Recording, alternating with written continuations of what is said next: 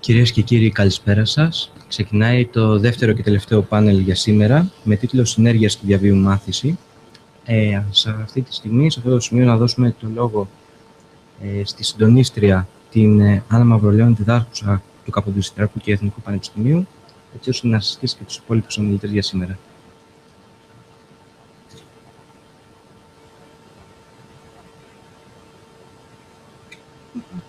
Τώρα νομίζω ναι. Ωραία. Καλησπέρα λοιπόν και από μένα. Ελπίζω να έχουμε μια ευχαρίστη συζήτηση. Εμείς αυτό προσδοκούμε πιο πολύ, να μιλήσουμε μαζί σας. Θα ακούσετε τις δράσεις μας. Το καλό σε αυτό το πάνελ είναι ότι προερχόμαστε από τρεις διαφορετικούς χώρους. Θα το δείτε στην πορεία τι θέλω να πούμε αυτό, οι οποίοι έχουν ένα πολύ μεγάλο ενδιαφέρον και που νομίζουμε ότι μπορούμε να συνομιλήσουμε όλοι αυτοί. Το να μιλήσουν οι χώροι της εκπαίδευσης είναι ένα ζητούμενο στην Ελλάδα και νομίζω όχι μόνο στην Ελλάδα. Η Ευρώπη το έχει κατακτήσει. Στη χώρα μας κάνουμε πολύ μεγάλες προσπάθειες και νομίζουμε ότι κάποιες ιδέες γεννιούνται, απλά θέλουν υπομονή και επιμονή για να γίνουν πραγματικότητες. Θα σας συστήσω πρώτα τον πρώτο μας ομιλητή, ο Αναστάσιος Βασιλιάδης, διδάκτορας του Πανεπιστημίου Αιγαίου. Έχει ένα πολύ ενδιαφέρον και προκλητικό τίτλο στη θέση του, η ακαδημαϊκή κοινότητα και Αιγαίο. Κύριε Βασιλιάδη, θέλετε να μιλήσετε από εδώ, αν όχι, απευθυνθείτε. Ωραία, θέλετε να... Σίγουρα.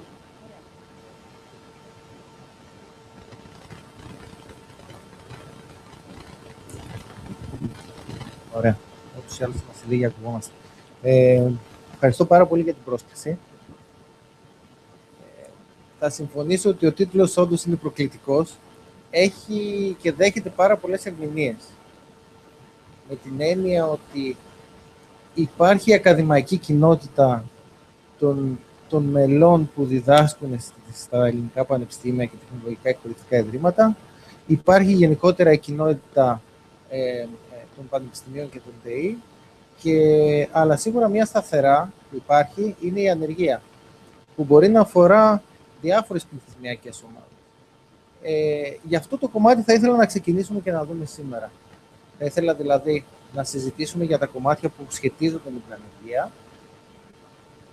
Ποιοι είναι οι παράγοντες που πιστεύουμε ότι συμβάλλουν στην επιδείνωση αυτού του φαινομένου, να το εξειδικεύσουμε στη συνέχεια στην ανεργία των ατόμων της τριτοβάθμιας εκπαίδευσης, των ατόμων που τελείωσαν τριτοβάθμια εκπαίδευση, αν θέλετε πιο συγκεκριμένα, να σας δείξουμε τη δικιά μας καλή πρακτική που θεωρούμε εμείς στο Πανεπιστήμιο Αιγαίου ότι μπορούμε να βοηθήσουμε και να μειώσουμε την ανεργία ή, να το θέσω διαφορετικά, να ενισχύσουμε την απασχολησιμότητα και να δούμε ίσως άλλες κανένα δύο καλές πρακτικές οι οποίες βοηθούν στη μείωση αυτού του φαινομένου. Εάν βλέπαμε έτσι πολύ ενδεικτικά την ανεργία σήμερα και τη διάρθρωση της ανεργίας στην Ελλάδα με τα στοιχεία του τελευταίου τριμήνου της Στατιστικής Υπηρεσίας, εμείς θα ασχοληθούμε με... Τι πάτησα? Εδώ. Θα ασχοληθούμε με το κομμάτι εδώ, όπου η ανεργία των πτυχιούχων ανώτερης, των ΤΕΗ και των πτυχιούχων των πανεπιστημίων είναι περίπου 20 και 27% αντίστοιχα. Είναι εξαιρετικά υψηλά τα ποσοστά της ανεργίας. Και εδώ υπάρχει και υποκρίτουσα ανεργία η οποία αφορά την απασχόληση. Ποιοι όμως θα θεωρούσαμε ότι είναι οι παράγοντες που συμβάλλουν στην ανεργία σήμερα? Θα θέλατε να μου πείτε μου λίγο, ποιοι πιστεύετε ότι είναι οι παράγοντες? Ποιος είναι ο σημαντικότερος παράγοντες για την ανεργία? Δεν υπάρχει ανάπτυξη. Η ανάπτυξη, ναι. Υπάρχουν πάρα πολλοί απόφοιτοι. Θα το δούμε και αυτό στη συνέχεια. Τι άλλο πιστεύετε? Ορίστε. Ωράριο ως προς... Διότι οι αμοιβές είναι πάρα πολύ χαμηλές. Σωστό. Άλλη άποψη? Ορίστε. Ναι.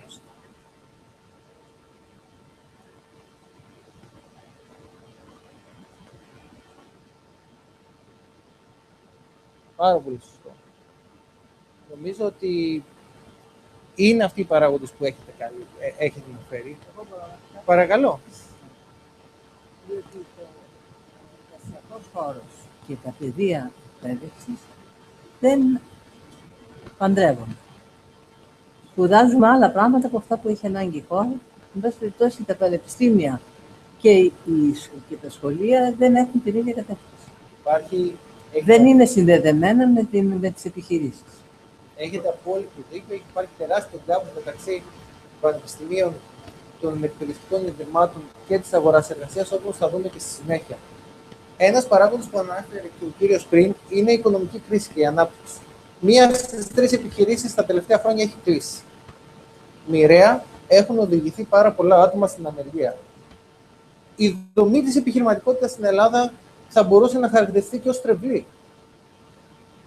Έχουμε πολύ μεγάλο βαθμό αυταπασχόλησης, πολύ μεγάλο βαθμό μικρών επιχειρήσεων που αυτό είναι αρκετά καλό, όμως στις περιόδους της κρίσεων που συζητάμε σήμερα δεν μπορεί να υποστηριχθεί η απασχολησιμότητα. Και αυτό ενισχύει τους τομείς της ανεργίας. Έχουμε ή είχαμε χαμηλό βαθμό κινητικότητας. Δεν θέλαμε να βγούμε έξω από τα σύνορα της χώρας μας ή έξω από τα σύνορα του νομού μας ακόμη και να πάμε να βρούμε μια δουλειά. Τα τελευταία χρόνια και με την οικονομική κρίση το φαινόμενο του brain drain είναι αρκετά συχνό και μπορεί να βοηθήσει στη μείωση της ανεργίας. Ένα ακόμα πρόβλημα το οποίο θα πρέπει να αντιμετωπίσουμε είναι ο επαγγελματικός προσανατολισμός. Το δικό μου το παιδί δεν θα γίνει γιατρός. Το δικό μου το παιδί δεν θα γίνει δικηγόρος. Άσχετα αν το παιδί ήθελε ή δεν ήθελε να σπουδάσει ένα τέτοιο αντικείμενο. Άρα η οικογένεια, η κοινωνία έχει ένα πολύ μεγάλο βαθμό ευθύνης για αυτό το κομμάτι της ανεργίας σήμερα. Αυτό που αναφέρθηκε πριν, βγήκανε πολλοί πτυχιούχοι, ανέφερε για κάποιους συνάδελφους. Έχουν συγκεντρωθεί σε συγκεκριμένα επαγγέλματα πάρα πολύ πληθυσμός. Είναι ένα φαινόμενο μιμητισμού που το έχει. Και αυτό σχετίζεται και με την κοινωνική καταξίωση που μπορεί να έχουν ορισμένα επαγγέλματα στη χώρα μας ή όπως το αντιλαμβανόμαστε εμείς. Άρα, ορισμένα προβλήματα, υπάρχουν πολύ περισσότερα, είναι αυτά τα οποία έχουμε καταγράψει και έχετε πει. Από την άλλη μεριά, θα είχε ενδιαφέρον να δούμε τη ζήτηση. Ωραία, έχουμε ενεργεία. Υπάρχει ζήτηση σήμερα. Υπάρχουν επιχειρήσεις που θέλουν να προσλάβουν άτομα. Και τι άτομα, τι δεξιότητες ζητάνε οι επιχειρήσεις σήμερα. Δείτε λίγο αυτό το πίνακα που βγήκε από την Ευρωπαϊκή Επιτροπή. Δεν είναι ιδιαίτερα πρόσφατος, αλλά μας δείχνει την τάση. Θα βλέπετε ότι το 2010 με 2011, η ζήτηση σε υψηλές δεξιότητες, σε high qualification, ήταν περίπου στο 29% και σε χαμηλά προσόντα 20%.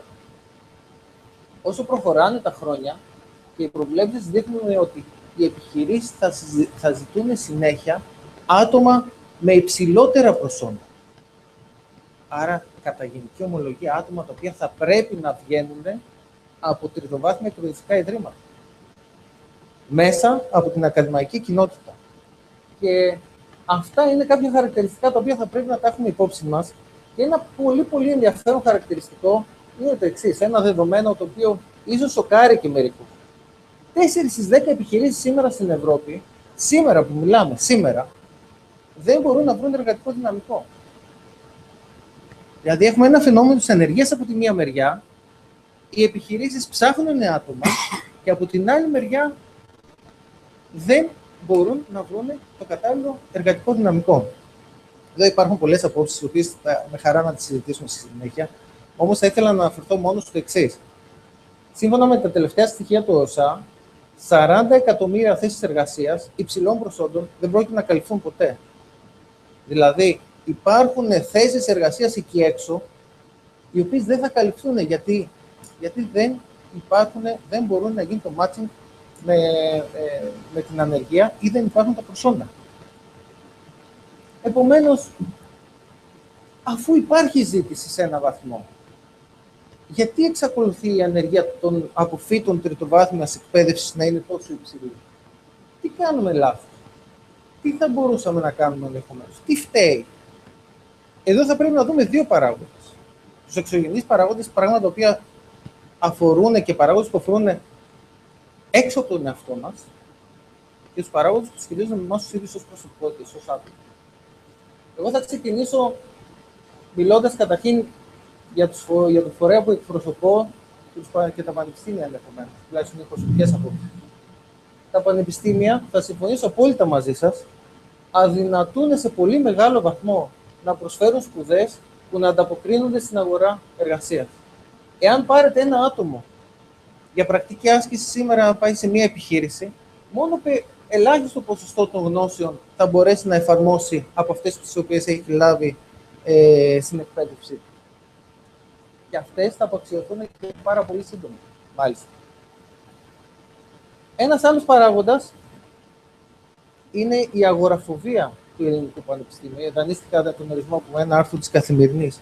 Το πανεπιστήμιο σήμερα, κατά τη γνώμη μου, φοβάται να συνεργαστεί με την αγορά. Παλιότερα ήταν πιο έντονο το φαινόμενο, τώρα αρχίζει να έχει μικρότερη σημασία. Αλλά φοβάται να συνεργαστεί με τον κόσμο των επιχειρήσεων. Ένα ακόμη σημείο το οποίο θα μπορούσαμε να δούμε και σίγουρα εντείνει το φαινόμενο της ανεργίας είναι η αδυναμία των ελληνικών πανεπιστήμιων να προσαρμόζουν τα προγράμματα σπουδών στις σύγχρονες ανάγκες των επιχειρήσεων. Υπάρχει μικρός βαθμός ευελιξίας. Δεν μπορώ να σπουδάζω πληροφορική και να εκπαιδεύομαι σε ένα αντικείμενο το οποίο ήταν της προηγούμενης δεκαετίας, για παράδειγμα. Ενώ οι εξελίξεις στην πληροφορική συντελούνται μήνα με το μήνα. Ο απόφοιτος από αυτή τη σχολή θα δυσκολευτεί πάρα πολύ να προσαρμόσει τις γνώσεις και τις δεξιότητες και τις ικανότητες του στις ανάγκες που έχουν οι σύγχρονες επιχειρήσεις.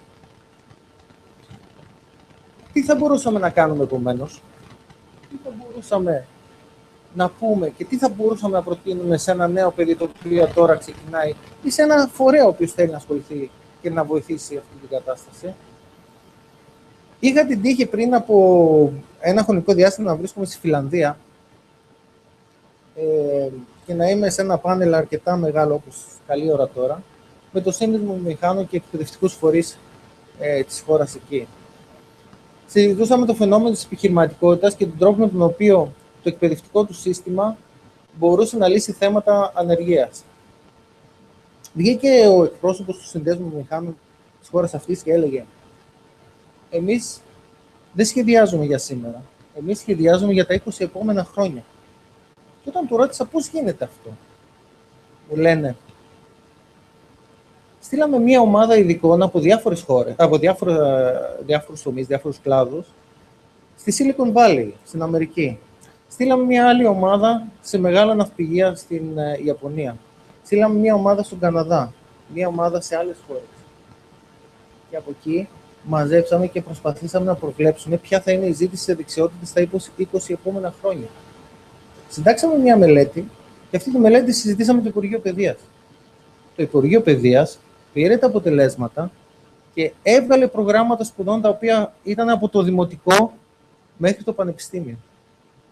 Άρα με αυτόν τον τρόπο η συγκεκριμένη χώρα έχει τη δυνατότητα να εξασφαλίσει ότι οι απόφοιτοι ειδικοί της μπορούν να βρουν δουλειά για μετά από 20 χρόνια.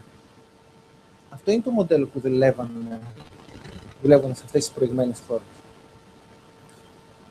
Δεν λέω ότι μπορούμε να φτάσουμε σε αυτό το επίπεδο, να κάνουμε μια πρόβλεψη της ζήτησης εμείς ως χώρα και να ενσωματώσουμε αυτές τις δεξιότητες στα προγράμματα σπουδών του ελληνικού σχολείου και των πανεπιστημίων μας, σύμφωνα με τις ανάγκες της αγοράς εργασίας. Αυτό όμως που μπορούμε να κάνουμε είναι να δούμε ποιες είναι οι καλές πρακτικές. Τι έχουμε κάνει, τι μπορούμε να κάνουμε σήμερα, τώρα, για να βελτιώσουμε αυτό το φαινόμενο της ανεργίας στην τριτοβάθμια εκπαίδευση. Θα ήθελα να μοιραστώ μαζί σας αυτό που κάνουμε εμείς τα τελευταία 3-4 χρόνια στο Πανεπιστήμιο Αιγαίου. Έχουμε ένα πρόγραμμα το οποίο είναι διαβίου μάθησης. Έχουμε πάνω από 150 προγράμματα εξ αποστάσεως εκπαίδευσης που υλοποιούμε και που τρέχουν τα τελευταία χρόνια.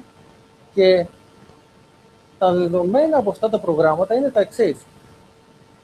Έχουμε η πλειοψηφία συντριπτική των αποφύτων μας ή των σπουδαστών στα προγράμματα e-learning είναι απόφοιτοι τριτοβάθμιας εκπαίδευσης ή είναι κάτοχοι μεταπτυχιακού. Άρα ουσιαστικά είναι το target group για το οποίο συζητάμε σήμερα. Σύμφωνα με την απασχόληση, 20% από αυτούς ήταν άνεργοι και 65 περίπου της 100 ήταν ή μερικής ή πλήρους απασχόλησης. Τα δύο επόμενα slides έχουν ενδιαφέρον να τα συζητήσουμε. Ήρθαν λοιπόν στα προγράμματα e-learning του Πανεπιστημίου Αιγαίου. Για ποιο λόγο? Ένας στους δύο ήρθε γιατί λέει, εγώ έχω ένα πρόβλημα με τη δουλειά μου και θέλω να μπορέσω να λύσω το πρόβλημα αυτό και θέλω να μπορέσω να ενταχθώ στην αγορά εργασίας ή θέλω να διατηρήσω τη θέση εργασίας που έχω. Και εδώ είναι χαρακτηριστικό το slide αυτό και το γράφημα δείχνοντάς μας ότι οι 4 στους 10 λένε ότι ναι, παρακολούθησα το πρόγραμμα του Πανεπιστημίου, το e-learning, και αξιοποίησα τις γνώσεις αυτές προκειμένου να βελτιώσω την υφιστάμενη επαγγελματική μου δραστηριότητα. Ή 17% μας είπαν ότι θέλω μέσα από αυτό και με βοήθησε να κάνω μια νέα επαγγελματική δραστηριότητα. Ή μπορώ να βελτιώσω και να αλλάξω καριέρα μέσα από αυτό το πρόγραμμα το οποίο έχω παρακολουθήσει. Για να μην σας κουράσω πολύ, συνοπτικά εκτιμούμε και τώρα είμαστε σε διαδικασία να σχεδιάσουμε την επόμενη έρευνα για να δούμε την αποτελεσματικότητα όλων αυτών. Εκτιμούμε ότι τα προγράμματα e-learning, τα προγράμματα εξ αποστάσεως του Πανεπιστημίου Αιγαίου συνέβαλαν σε μεγάλο βαθμό στην ενίσχυση της αποσχολησιμότητας των αποφύτων μας και των αποφύτων των προγραμμάτων e-learning. Και τώρα, τι κάνουμε? Αυτό ήταν μια καλή πρακτική. Στη Φιλανδία δεν μπορούμε να το εφαρμόσουμε. Στο e-learning δεν μπορούμε να πάμε όλοι. Αλλά τι μπορούμε να κάνουμε? Σίγουρα όμως μπορούμε να πάμε και να επιμορφώνομαστε συνέχεια σε νέα αντικείμενα. Χρειάζεται εξειδίκευση. Το ανέφερα και πριν έξω που ήμασταν σε μια συζήτηση. Εάν κάποιος βγει σήμερα και ζητήσει ένα άτομο το οποίο θέλει να ασχολείται με τη γραφιστική, θα βρει δεκάδες ή εκατοντάδες ή ίσως και χιλιάδες άτομα βιογραφικά. Εάν ψάξουμε να ζητήσουμε web design, θα βρούμε δεκάδες ή ακόμα και εκατοντάδες. Αν ψάξουμε ένα άτομο το οποίο θέλει, και αυτό είναι παράδειγμα που σας λέω πραγματικό, να ασχοληθεί με τη Unity σε 3D περιβάλλοντα, είναι ελάχιστα. Μετρημένα στα δάχτυλα. Είναι 1-2 στην Ελλάδα τα άτομα αυτά. Τέτοιες εξειδικεύσεις πρέπει να βρίσκουμε.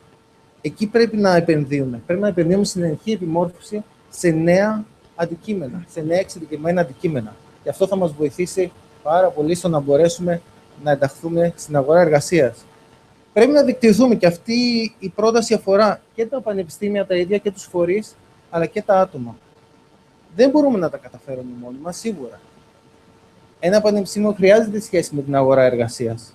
Χρειάζεται τη σχέση με άλλους φορείς, είτε του δημόσιου είτε του ιδιωτικού τομέα. Χρειάζεται σίγουρα αντίστοιχη δικτύωση όμως να κάνει και το ίδιο το άτομο. Αυτό είναι ενδιαφέρον στοιχείο. Το ότι σπούδασα γιατρός, ηλεκτρολόγος, εκπαιδευτικός, δεν σημαίνει ότι αυτό το επάγγελμα θα ακολουθήσω στο υπόλοιπο του εργασιακού μου βίου. Οι έρευνες λένε ότι τουλάχιστον 7 διαφορετικά αντικείμενα θα ασχοληθώ. Όχι 1, 7. Για όλα αυτά χρειάζεται επανακατάρτιση. Χρειάζεται να διαφοροποιούμε. Χρειάζεται να βρίσκω καινούριους δρόμους. Και σίγουρα χρειάζεται κινητικότητα. Δεν θα βρω μια δουλειά σίγουρα στη διπλανή μου πόρτα. Ένα χαρακτηριστικό και τελευταίο, και θα κλείσω σύντομα, γιατί φαντάζομαι έχω ξεπεράσει και τον χρόνο, είναι καινοτομία. Για μένα είναι από τις πιο σημαντικές λέξεις που μπορεί κάποιος να αξιοποιήσει σήμερα ή να δει. Το πόσο καινοτόμοι θα είμαστε στην αγορά εργασίας. Το τι διαφορετικό εγώ θα πρέπει να κάνω, θα πρέπει να προσφέρω σε σχέση με τους υπόλοιπους. Προκειμένου να βρω δουλειά. Γιατί να επιλέξει κάποιος εμένα, αντί να επιλέξει κάποιον άλλον? Και θα κλείσω με ένα παράδειγμα. Στο Πανεπιστήμιο Αιγαίου εμείς χρησιμοποιούμε αρκετά την εικονική πραγματικότητα. Αυτό είναι ένα εικονικό περιβάλλον που βλέπετε. Κάπου εδώ βρίσκομαι κι εγώ. Εκεί είμαι. όπου μπαίνουν οι μαθητές, οι σπουδαστές μας, εκπαιδεύονται από όλη την Ελλάδα και μπαίνουν σε ένα νησί που έχουμε φτιάξει στον εικονικό κόσμο και υπάρχει εκπαίδευση σύγχρονη. Πριν από μερικά χρόνια, μία φίλη και συνάδελφος παρακολουθούσε αυτό το πρόγραμμα. Είναι ψυχολόγος. Δεν είχε πολλή δουλειά. Και σκεφτόταν τι θα μπορούσα να κάνω. Δούλευε λίγο με κάποιες συμβάσεις σε κάποιους δημόσιους φορείς, σε κάποιους δήμους. Τι να κάνω.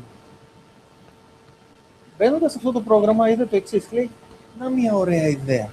Να μια καινοτόμα ιδέα. Μπήκε, έψαξε, ασχολήθηκε και αξιοποιεί πλέον τους εικονικούς κόσμους και αυτόν τον τρόπο να προσφέρει ψυχολογική στήριξη σε πελάτες της που? Στην Αυστραλία. Εδώ χρειάζεται καινοτόμα σκέψη. Και εδώ χρειάζεται, και αυτή η κοπέλα εφάρμοσε το εξής, αυτό που έλεγε ο κύριος που φαντάζομαι το γνωρίζετε όλοι. Αυτή η κοπέλα άλλαξε το δικό της κόσμο και δεν έμεινε απλά παρατηρητής των εξελίξεων. Ευχαριστώ πάρα πολύ.